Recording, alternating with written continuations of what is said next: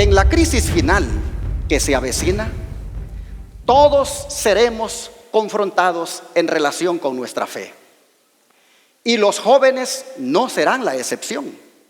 Es por eso que he titulado este mensaje, Los jóvenes en la crisis final. Les invito a abrir la Biblia en el libro de Daniel, capítulo número 3, versículos 13 y 14. Daniel, capítulo número 3, versículos 13 y 14. Y la palabra del Señor nos dice de la siguiente manera: entonces Nabucodonosor, con ira y con enojo, mandó que trajesen a Sadrach, Mesach y Abednego. Y al punto fueron traídos estos varones delante del rey. Habló Nabucodonosor y les dijo: ¿es verdad, Sadrach, Mesach y Abednego, que vosotros no honráis a mi Dios, ni adoráis la estatua de oro que os he levantado? Esta, mis hermanos, es la confrontación del rey más poderoso del mundo y tres jóvenes leales al Dios del cielo. Bien podríamos decir que se parece bastante a la batalla entre David y Goliat. En ambos casos, las ventajas fueron muy superiores a favor de los paganos. Era la batalla del poder humano en contra de la fe. ¿Cuál fue el motivo de la confrontación? El relato bíblico nos dice que fue la negativa de los jóvenes a adorar una estatua. ¿De qué estatua estamos hablando? Veamos los versículos del 1 al 7 para mirar el contexto. El rey Nabucodonosor, dice, hizo una estatua de oro, la altura de la cual era de 60 codos, su anchura de 6 codos. La levantó en el campo de Dura, en la provincia de Babilonia. Y envió el rey Nabucodonosor a juntar los grandes, los asistentes y capitanes, oidores, receptores, los del consejo, presidentes y a todos los gobernadores de las provincias para que vinieran a la dedicación de la estatua que el rey Nabucodonosor había levantado. Fueron pues reunidos los príncipes, los asistentes y capitanes, los jueces, los tesoreros, los consejeros, los presidentes y todos los gobernadores de la provincia a la dedicación de la estatua que el rey Nabucodonosor había levantado. Y estaban en pie delante de la estatua que había levantado el rey Nabucodonosor.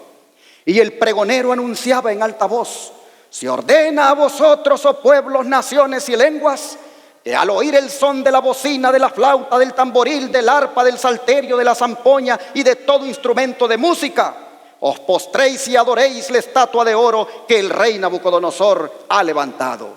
Y cualquiera que no se postre y adore en la misma hora será echado dentro de un horno de fuego ardiendo. Por lo cual, al oír todos los pueblos el son de la bocina, de la flauta, del tamboril, del arpa, del salterio, de la zampoña y de todo instrumento de música, todos los pueblos, naciones y lenguas se postraron y adoraron la estatua de oro que el rey Nabucodonosor había levantado. Según las medidas dadas en este relato, la imagen podría tener alrededor de 30 metros de alto, unos 7 metros más alta que la imagen de Sam Houston, para los que están familiarizados con esa estatua. Pero, ¿por qué este cambio de conducta en el rey? Si en el capítulo anterior se nos dijo que él reconocía los planes de Dios para este mundo. ¿Qué fue lo que lo movió ahora a hacer esta imagen toda de oro? La sierva del Señor, Ellen White, nos lo dice en el libro Vida Santificada, en la página 36.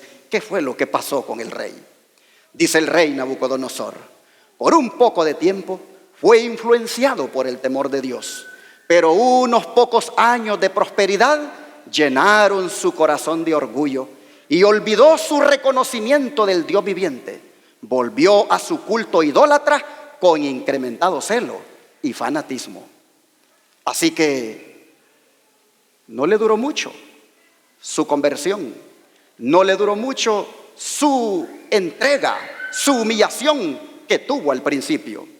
Y esto, mis hermanos, fue aprovechado por aquellos falsos sabios que no le pudieron interpretar el sueño de la imagen dividida en metales en el capítulo anterior. Y le dijeron, le propusieron que levantara una imagen semejante a aquella. Pero él fue más allá, pues en Profetas y Reyes, página 504 a la 505, la mensajera del Señor Ellen White dice que las palabras "tú eres aquella cabeza de oro" del capítulo 2, verso 38, hicieron una profunda impresión en la mente del gobernante. Los sabios de su reino se valieron de aquello y de su regreso a la idolatría, y le propusieron que hiciera una imagen similar a la que había visto en su sueño, y que la levantara donde todos pudieran contemplar la cabeza de oro que había sido interpretada como símbolo que representaba su reino. Agradándole la halagadora sugestión, resolvió llevarla a ejecución e ir aún más lejos, pues en vez de reproducir la imagen tal como la había visto, ahora iba a superar el original.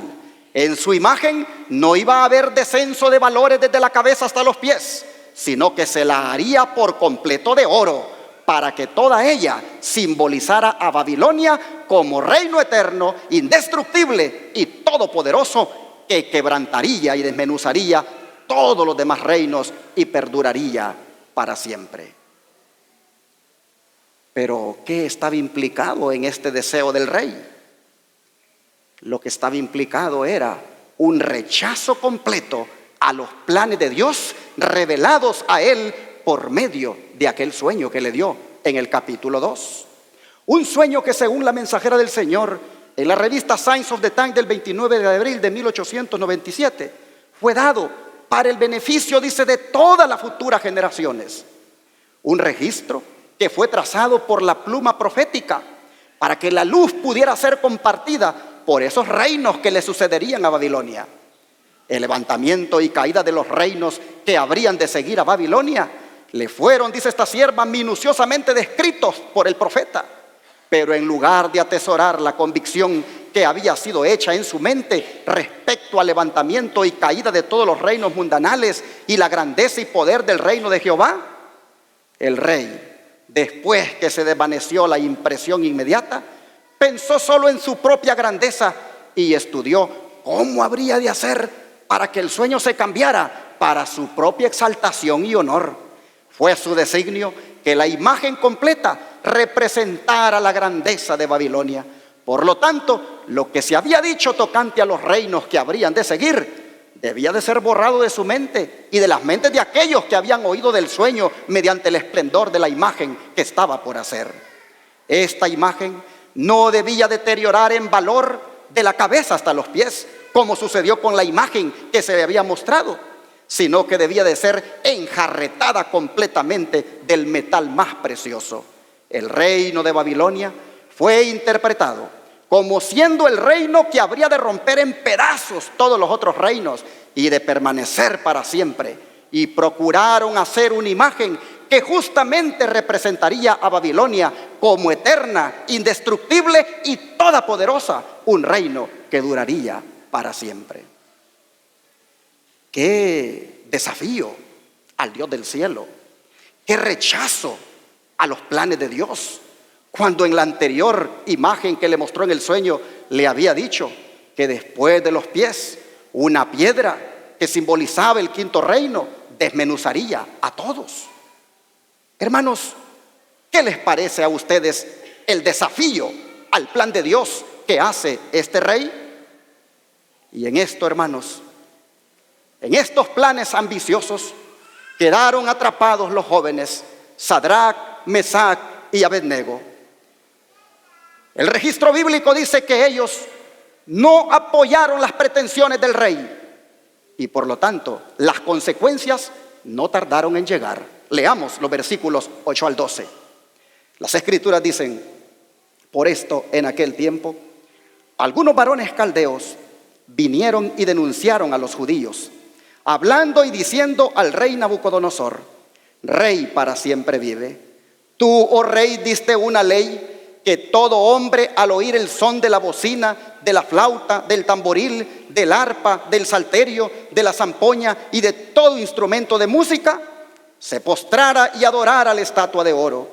Y el que no se postrara y adorara, fuera echado dentro de un horno de fuego ardiendo. Hay unos varones judíos, los cuales pusiste tú sobre los negocios de la provincia de Babilonia, Sadrac, Mesac y Abednego. Estos varones, oh rey, no han hecho caso de ti, no adoran tus dioses, no adoran la estatua de oro que tú levantaste. El día había llegado, dice la sierva del Señor en el manuscrito 68. Al sonido de la música, la vasta compañía que se había reunido al mandato del rey se postró y adoró la imagen de oro. Pero estos fieles jóvenes que acabamos de leer aquí, en la palabra de Dios, dice, no se postraron. De época en época, dice esta sierva, los héroes de la fe han sido señalados por su fidelidad a Dios y han sido llevados conspicuamente ante el mundo para que su luz pudiera brillar sobre aquellos que están en tinieblas. Daniel y sus 3 compañeros son ejemplos ilustres del heroísmo cristiano. De su experiencia en la corte de Babilonia podemos aprender lo que Dios hará por aquellos que le sirven con pleno propósito de corazón. Interesante que los magos, estos falsos sabios, miraban la conducta de aquellos siervos de Dios y utilizaron ese modelo, esa actitud tan ejemplar para hacerla ver delante del rey. Siempre va a ser así.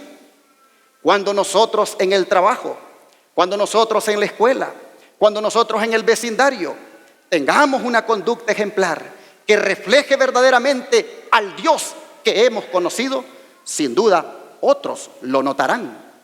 Solamente que en esta ocasión no lo notaron para reconocer eso como una buena virtud, sino que lo ocuparon para denunciarlos ante el rey. Esto de hacer la imagen, de colocarla para que todo mundo viniera a adorarla, fue una prueba que fue fraguada por los sabios de Babilonia. Así lo dice la mensajera del Señor, Elena White, en el manuscrito 68. Una prueba severa, dice, le llegó a estos jóvenes cuando Nabucodonosor hizo ese edicto llamando a todos los oficiales de su reino a reunirse en la dedicación de la gran imagen. Y al sonido de los instrumentos musicales, postrarse y adorar la imagen. Si alguno rehusara hacer aquello, inmediatamente tenía que ser lanzado en medio de un horno de fuego ardiendo. Lo de adorar la imagen había sido fraguado por los hombres sabios de Babilonia para hacer que los jóvenes hebreos se unieran a su adoración idólatra. Ellos eran buenos cantores y los caldeos deseaban que olvidaran a su Dios y que aceptaran los ídolos babilónicos. ¿Qué les parece?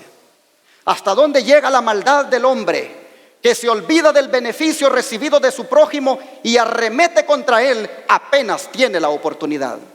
Estos sabios estaban vivos gracias a la fidelidad y consagración de estos jóvenes cuando de interpretar el sueño se trató. Pero mírenlos ahora fraguando la maldad contra sus benefactores.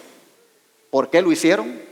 Por el celo que sentían de que el rey le hubiera otorgado honores a estos muchachos. Y es en este contexto que se da la confrontación de los versículos 13 al 18. Leamos. Entonces Nabucodonosor, con ira y con enojo, mirando, mandó que trajeran a Sadrac, Mesac y Abednego. Y al punto fueron traídos estos varones delante del rey. Habló Nabucodonosor y les dijo: ¿es verdad, Sadrac, Mesac y Abednego, que vosotros no honráis a mi Dios ni adoráis la estatua de oro que he levantado? Ahora pues, ¿estáis dispuestos para que al oír el son de la bocina, de la flauta, del tamboril, del arpa, del salterio, de la zampoña y de todo instrumento de música, os postréis y adoréis la estatua que he hecho? Porque si no la adorareis En la misma hora seréis echados en medio de un horno de fuego ardiendo. ¿Y quién será el Dios que os pueda librar de mis manos? Sadrac, Mesac y Abednego respondieron y dijeron al rey Nabucodonosor: no tenemos necesidad de responderte sobre este asunto. He aquí nuestro Dios a quien servimos puede librarnos del horno de fuego ardiendo, y de tu mano, oh rey, nos librará. Pero si no, sepas, oh rey, que no serviremos a tus dioses, ni tampoco adoraremos la estatua de oro que has levantado. Decimos amén. ¡Qué valor! ¡Qué intrépidos! Me llama la atención el hecho que el rey les diga: la música va a tocar otra vez, los instrumentos van a sonar para que se arrodillen. Pero estos muchachos no se dejaron seducir ni tan siquiera con esa música. Qué lindo sería que los jóvenes de ahora no se dejaran seducir con la música de estos tiempos. Qué hermoso sería que los jóvenes lograran victoria aún en esa área. Pero es lamentable que muchos están cayendo en eso. El enemigo los está derrotando en el asunto de la música y no se dan cuenta que cada vez que se ponen a oír la música mundana hacen llorar a los ángeles. Si ustedes supieran que los ángeles lloran cuando ustedes se ponen a oír música mundana, pensarían 2 veces para hacerlo. La sierva del Señor dice en Testimonios, tomo 1, página de la 505 a la 506, lo que sucede con los ángeles cuando los jóvenes se ponen a escuchar música mundana. Ella dice: las cosas eternas tienen poco peso con los jóvenes. Los ángeles de Dios derraman lágrimas al escribir en el rollo las palabras y actos de los profesos cristianos. Los ángeles están revoloteando encima de cierta habitación. Los jóvenes están allí reunidos. Está el sonido de música vocal e instrumental. Cristianos están allí reunidos. Pero ¿qué es eso que se oye? Es una canción, un frívolo bailar, justo para el salón de baile. He aquí los ángeles puros se acercan más a ellos y las tinieblas envuelven a los que están en esa habitación. Los ángeles se están apartando del escenario. Se ve la tristeza en sus rostros. Miren, están llorando. Esto vi repetido varias veces entre las filas de los guardadores del sábado. La música ha ocupado las horas que debían haber sido usadas para la oración. La música es el ídolo que adoran muchos profesos cristianos guardadores del sábado. Satanás no tiene objeción a la música si puede hacer de ella un canal por medio del cual obtener acceso a las mentes de los jóvenes. Cualquier cosa agradaría su propósito si distrae la mente de Dios y tome el tiempo que debía ser entregado a su servicio. Él obra por los medios que ejercen la influencia más fuerte para sostener a la mayoría en una placentera infatuación, mientras son paralizados por su poder. Cuando puesta a buen uso, la música es una bendición, pero a menudo es hecha uno de los agentes más atractivos de Satanás para entrampar a las almas. Cuando mal usada, lleva a los no consagrados al orgullo, la vanidad y la desgracia. Cuando se le permite tomar el lugar de la devoción y la oración, la música es una terrible maldición.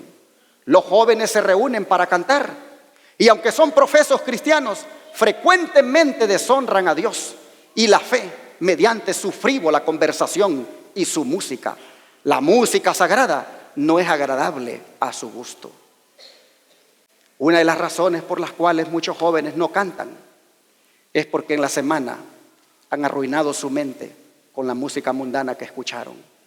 Cuando llegan aquí, los cantos que son tan solemnes, tan sagrados, les parecen monótonos, porque los ritmos con los cuales se envenenaron en la semana han hecho ese daño. Hermanos y hermanas, jóvenes, jovencitas, no hagamos más llorar a los ángeles. No hagamos más que los ángeles se pongan tristes.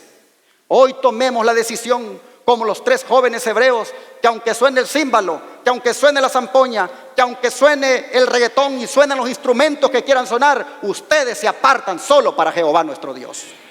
Eso es lo que el Señor busca. Jóvenes como Sadrac, Mesac y Abednego, que ni con la música los pueden inducir a la idolatría. Bueno, Volviendo a la confrontación con el rey, son impresionantes las palabras de estos jóvenes cuando fueron confrontados. Ellos dijeron: no tenemos necesidad de responderte sobre este asunto. Dios puede librarnos, y aun si no lo hiciera, no adoraremos a tu imagen, porque eso implicaría que servimos a tu Dios. ¡Qué valor! ¿De dónde habían aprendido estos muchachos semejantes principios y semejantes valores? La sierva del Señor en Profetas y Reyes, página 372 a la 373, dice: ¿de dónde lo aprendieron? Vanas, dice, fueron las amenazas del rey. No podía desviar a esos hombres de su fidelidad al príncipe del universo. De la historia de sus padres habían aprendido que la desobediencia a Dios resulta en deshonor, desastre y muerte, y que el temor de Jehová es el principio de la sabiduría, el fundamento de toda prosperidad verdadera. ¿Dónde habían aprendido estos principios? En su hogar. Los padres se los habían inculcado. Cuán importante, hermanos, es de que hagamos esta obra en la casa, inculcar estos principios, estos valores en nuestros hijos y decirles todo lo que tiene que ver con la idolatría y cómo la música está enlazada con ella. Bueno, dice que estos muchachos, dice esta sierva, que se le quedaron mirando al horno que ya humeaba. Mirando con calma el horno, le dijeron: no cuidamos de responderte sobre este negocio. He aquí nuestro Dios, a quien honramos, puede librarnos del horno de fuego ardiendo, y de tu mano, oh rey, nos librará. Su fe, dice, quedó fortalecida cuando declararon que Dios sería glorificado libertándolos. Y con una seguridad triunfante, basada en una fe implícita en Dios, añadieron: y si no, sepas, oh rey, que tu Dios no adoraremos, ni tampoco honraremos la estatua que has levantado. Hermanos, como dice la hermana, gloria a Dios. Gloria a Dios, porque siempre hay personas leales a Dios. Gloria a Dios, porque en momentos de confrontación entre la verdad y el error, Dios se provee de hombres y mujeres que eligen la verdad. Estaban ante el monarca más poderoso del mundo. Este hombre podía hacer lo que quería con ellos. Estaban completamente a su merced. Pero había algo que este hombre no podía hacer, y era violar su voluntad y la capacidad de elección. Podía intentar persuadirlos, podía intentar obligarlos, podía inclusive castigarlos, pero no podía obligarlos a actuar en contra de su voluntad, y prefirieron mejor obedecer a Dios antes que a los hombres. Y la reacción del rey no se hizo esperar. Vea los versículos 19 al 23 ahora.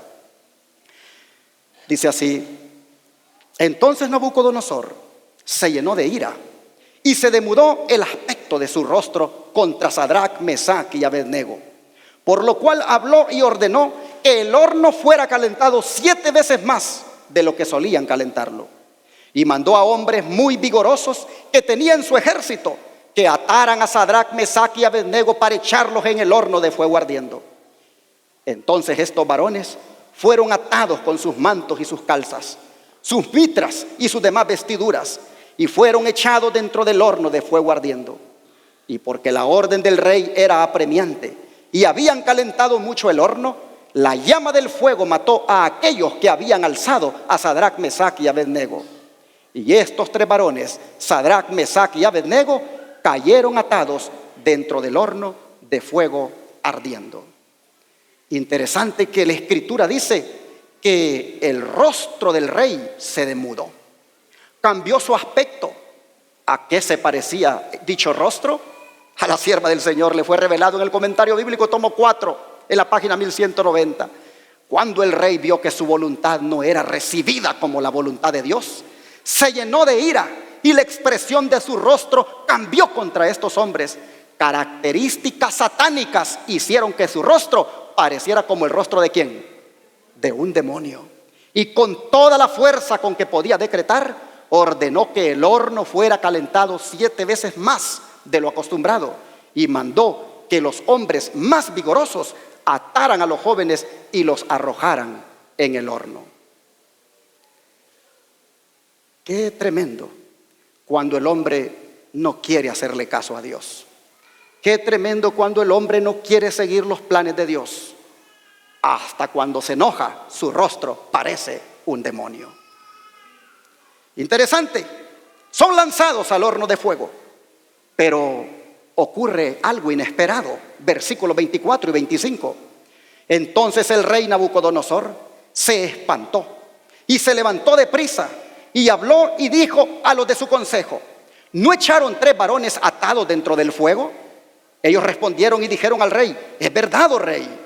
Respondió él y dijo: he aquí yo veo 4 varones sueltos que se pasean en medio del fuego y ningún daño hay en ellos, y el parecer del cuarto es semejante al Hijo de Dios.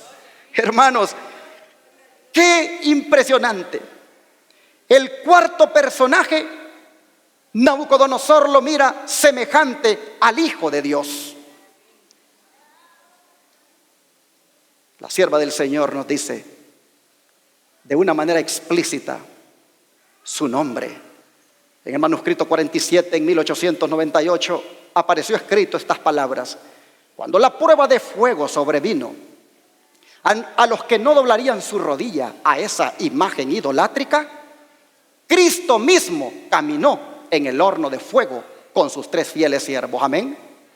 Cristo mismo caminó en el horno de fuego. El corazón de Nabucodonosor quedó tan conmovido por este maravilloso milagro que él reconoció a Dios y su poder superior. ¿Cómo supo Nabucodonosor de que el cuarto personaje era el Hijo de Dios?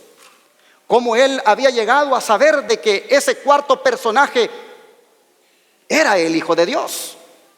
La misma mensajera del Señor en la Review and Herald del 3/5/1892 dice: ¿cómo supo Nabucodonosor que el aspecto del cuarto era como el del Hijo de Dios? De los cautivos hebreos, dice, que estaban en su reino, había oído acerca del Hijo de Dios. Ellos habían sido portadores del conocimiento del Dios viviente que gobierna todas las cosas. Aquí tenemos a 3 jóvenes que saben por qué están en Babilonia. Aquí tenemos a 3 jóvenes que están allí para testificar aún a costa de su propia vida. Aquí tenemos a 3 jóvenes que no les importa dónde están, pero ellos sí saben representar a su Dios. Estaban en Babilonia, pero Babilonia no estaba en ellos. Hacían la diferencia. Esta sierva dice en Profetas y Reyes, página 333, que en su vida y carácter los cautivos hebreos que ocupaban puestos de confianza en Babilonia habían representado la verdad delante de él. Y cuando se les pidió una razón de su fe, la habían dado sin vacilación. Con claridad y sencillez habían presentado los principios de la justicia, enseñando así a aquellos que los rodeaban acerca del Dios al cual adoraban. Les habían hablado de Cristo, el Redentor que iba a venir, y en la cuarta persona que andaba en medio del fuego, el rey reconoció al Hijo de Dios. Hasta de la segunda venida hablaron en Babilonia. Y ahora viene la victoria para aquellos jóvenes. Pues vea lo que dice los versículos 26 al 29. Entonces Nabucodonosor se acercó a la puerta del horno y dijo: Sadrac, Mesac y Abednego, siervos del Dios Altísimo, salgan y vengan. Entonces Sadrac, Mesac y Abednego salieron de en medio del fuego. Y se juntaron los grandes, los gobernadores, los capitanes y los del consejo del rey para mirar estos varones, cómo el fuego no se enseñoreó de sus cuerpos, ni cabello de sus cabezas fue quemado, ni sus ropas se mudaron, ni olor de fuego había pasado por ellos. Nabucodonosor habló y dijo: bendito el Dios de ellos, de Sadrac, Mesac y Abednego, que envió su ángel y libró a sus siervos que esperaron en él. Y el mandamiento del rey mudaron y entregaron sus cuerpos antes que servir o adorar a otro Dios que su Dios. Por tanto decreto que todo pueblo, nación o lengua que diga blasfemia contra el Dios de Sadrac, Mesac y Abednego sea descuartizado, y que su casa sea puesta por muladar, por cuanto no hay otro Dios que pueda librar como este.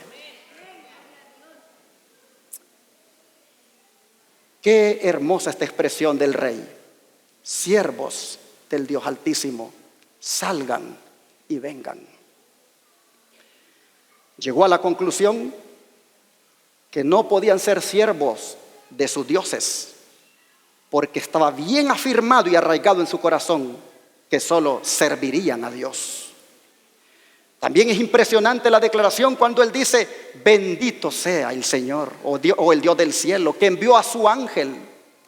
Nosotros sabemos que en Daniel, por estudios anteriores que ya hemos tenido, siempre aparece el jefe de los ángeles en defensa de los suyos. Aparece en la Biblia como Miguel, nuestro príncipe. Y siempre que su pueblo, siempre que los suyos se han visto en dificultades, Miguel ha estado presto para intervenir. Aquí lo vemos a Miguel paseándose en medio del horno de fuego para salvaguardar la vida de los suyos. Hermanos, hasta aquí nosotros hemos visto cómo la adoración falsa es demandada, cómo el gobierno mezcla la política con la religión.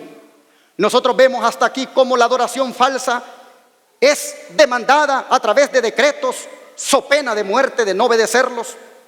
Y tenemos que prepararnos, porque esta es una historia profética.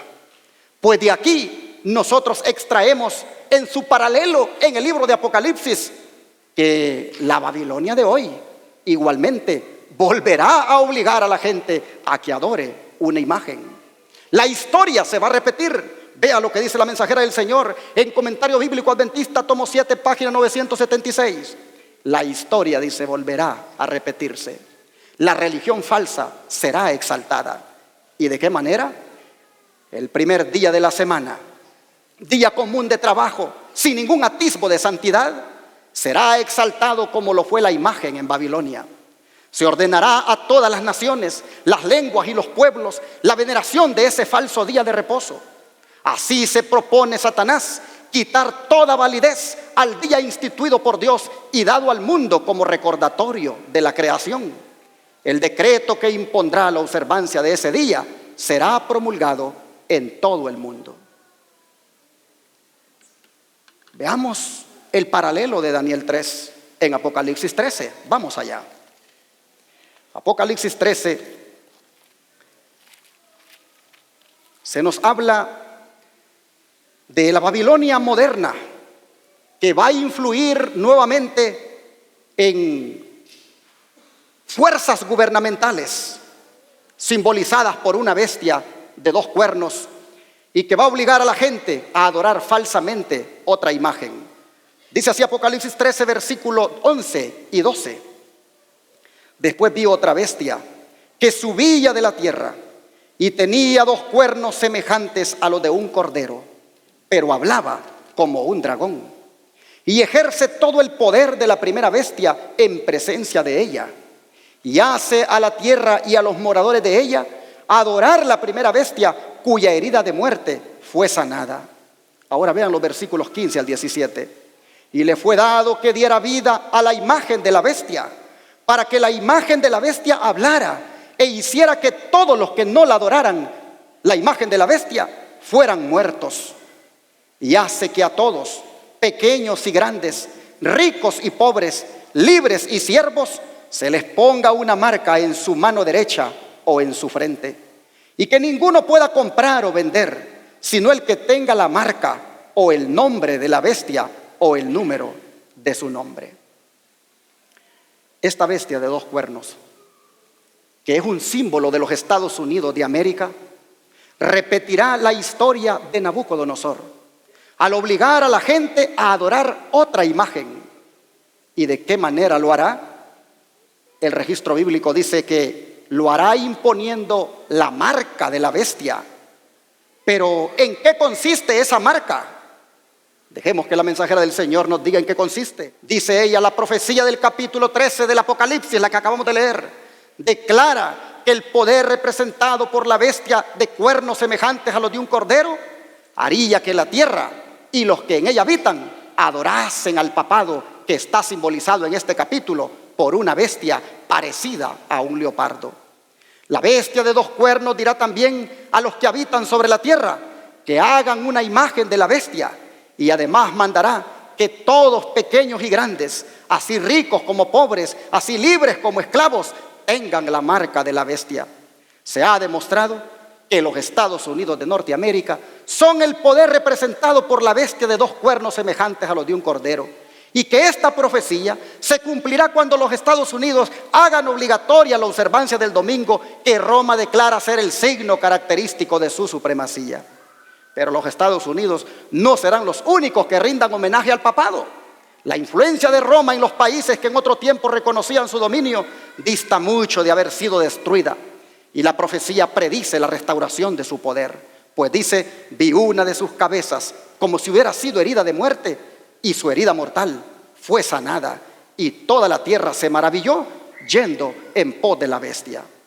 Así que, hermanos, jóvenes, niños presentes, la historia se va a repetir. La pregunta es: ¿estamos nosotros listos para cuando llegue esa confrontación? En los tiempos de los 3 jóvenes hebreos, lo que estuvo en juego fue la ley de Dios, pues el decreto estipulaba adorar un ídolo, contraviniendo los 10 mandamientos, especialmente el segundo, que dice que no hay que adorar imágenes. Pero en la crisis final que nos espera, otra vez lo que va a estar en juego es la santa ley de Dios. Vean este video para que tengan una idea. Señores del jurado, aquel hombre es muy peligroso. En una sociedad donde todos cooperan para el bien de la comunidad, aquel hombre se rehúsa a trabajar el sábado. Después de tanta lucha para unir ideas religiosas diferentes en torno a un mismo Señor, este hombre se rehúsa a guardar el día de la familia. Eso mismo, señores. Él se rehúsa a guardar el domingo.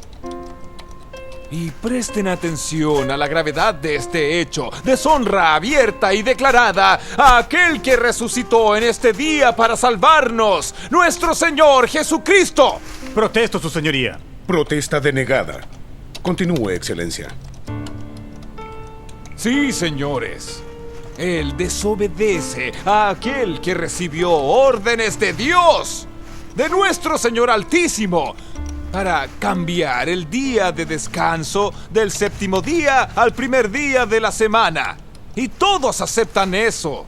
¡Todos! Entonces, ¿por qué no él? ¿Por qué insiste en ser diferente? ¿Entendió? Todos, de todas las religiones, aceptan las nuevas orientaciones de Dios enviadas por su representante. ¿Por qué no acatarlas? Durante toda mi vida, señores del jurado, he visto bandidos, ladrones, asesinos, pasando por este tribunal. Osados ellos siempre desafiaron la ley. Yo nunca vi, lo confieso, a un hombre como este, sentado en el banco de los acusados. ¿Y de qué lo están acusando, señores del jurado? ¿De servir fielmente a su Dios? ¿De guardar el sábado, el 7º día de la semana y no el primero?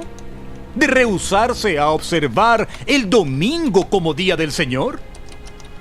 Deberíamos estar preocupados de los delincuentes sueltos allá afuera, en vez de estar preocupados de juzgar a un hombre honesto. Examinen sus informes, señores del jurado, y no van a encontrar absolutamente nada que desacredite su vida. Este hombre es un ejemplo de ciudadano. Protesto, su señoría. Ese hombre es muy peligroso. ¡Silencio! ¡Silencio! Como decíamos, señores del jurado, este hombre es inocente. Si todos tuvieran la misma determinación, la sociedad sería mejor. El mundo necesita hombres así.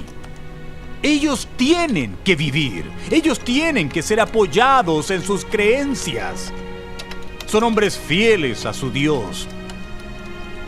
Son hombres de convicciones fuertes. Hombres que no se compran.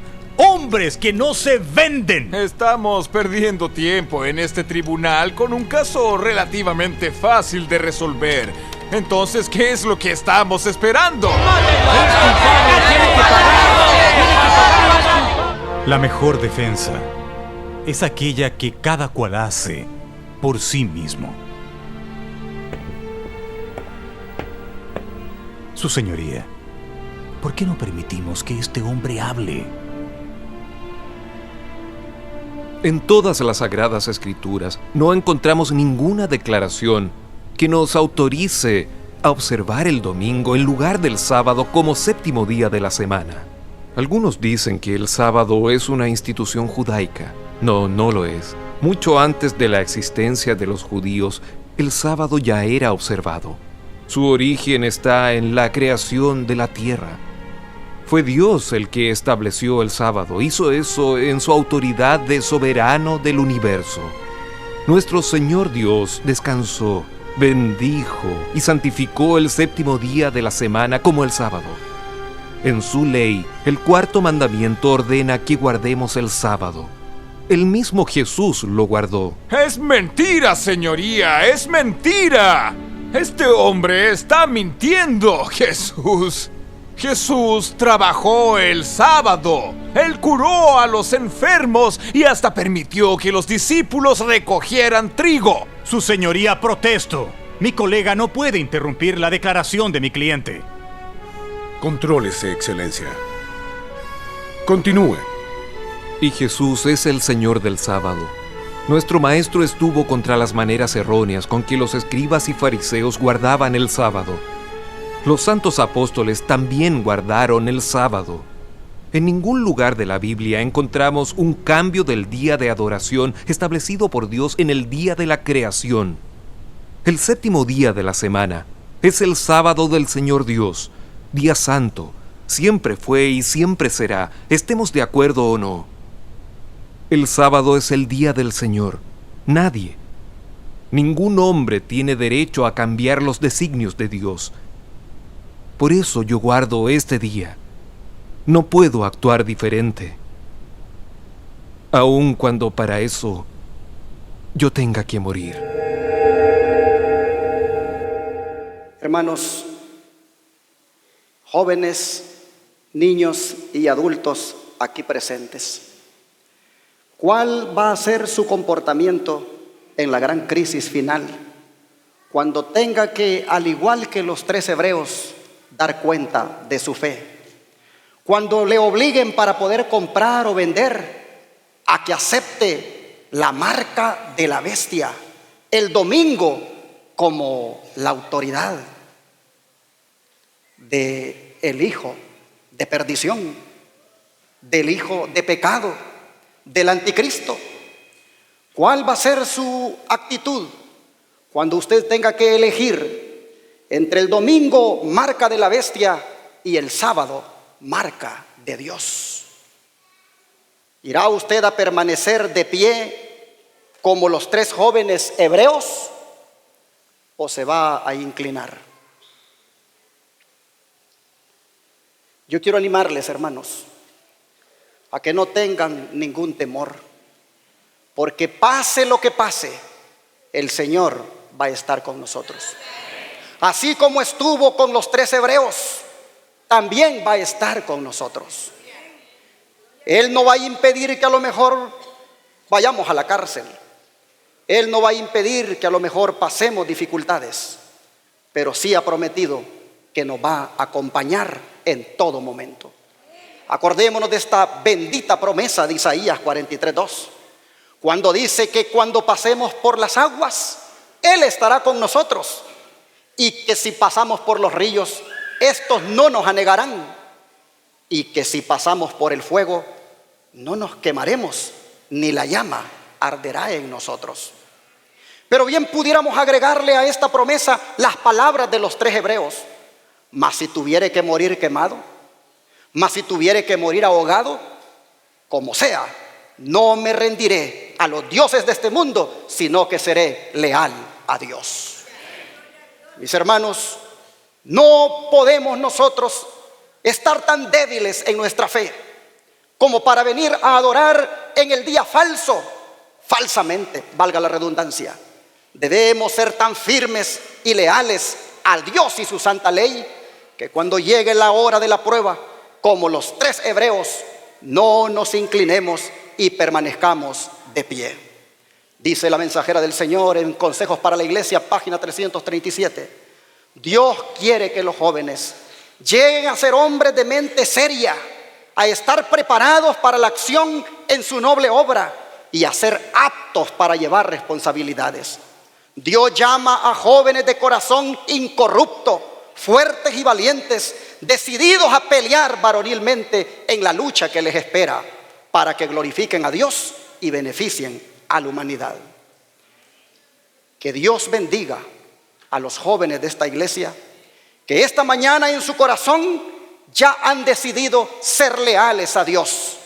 Que Dios bendiga a los jóvenes de esta iglesia, para que puedan, como los 3 hebreos, ponerse de parte de las fuerzas del bien. Que Dios bendiga también a los niños y adultos de esta iglesia, para que todos hagamos la misma decisión. Recuerden la promesa: sé fiel hasta la muerte, que yo te daré la corona de la vida. Pregunto en esta hora, ¿cuántos de los presentes, cuando llegue la hora de la prueba final y desde ya, desean ser fieles a Dios? Que Dios les bendiga.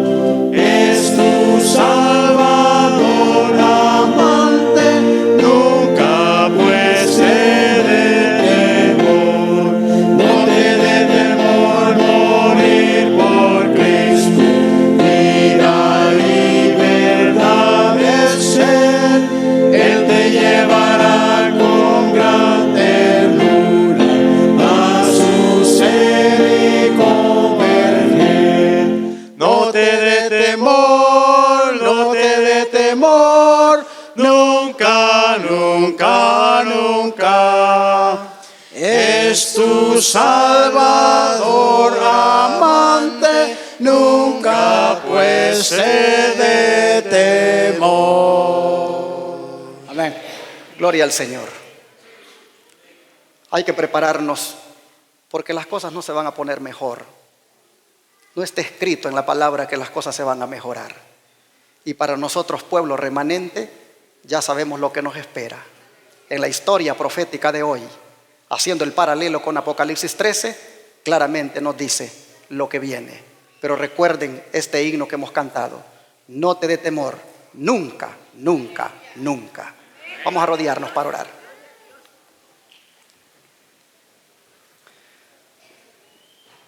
Amado Padre, esta mañana se ha presentado un mensaje con un énfasis juvenil, pero que los adultos y los niños no podemos quedar atrás de esto.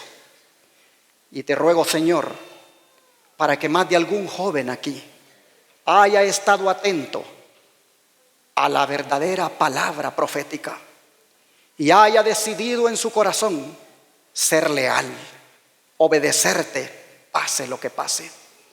Te suplico, Señor, que los jóvenes de la verdad presente comprendan que son miembros de una iglesia diferente, una iglesia comprometida con la verdad, una iglesia que encara seriamente el desafío de proclamar las verdades impopulares al mundo. Oh Padre, te pido por los jóvenes de la verdad presente, para que tu Santo Espíritu los impresione y anhelen ser como los 3 hebreos, que prefieren morir antes que inclinarse a la idolatría, antes que inclinarse a los decretos, antes que inclinarse a los hombres.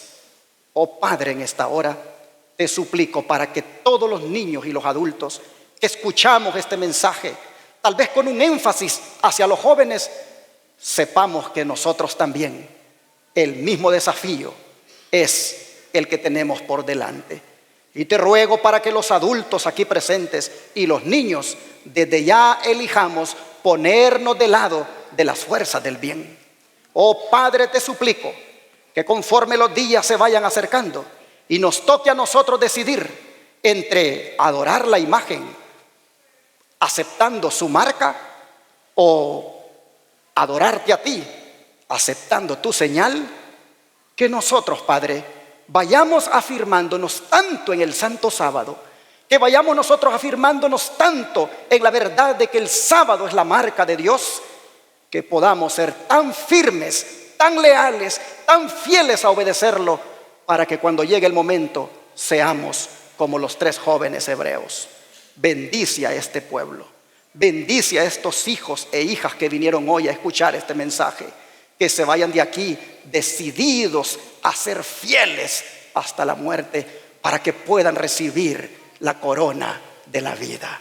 Gracias, Padre, nos entregamos a ti y pedimos que nos hagas victoriosos.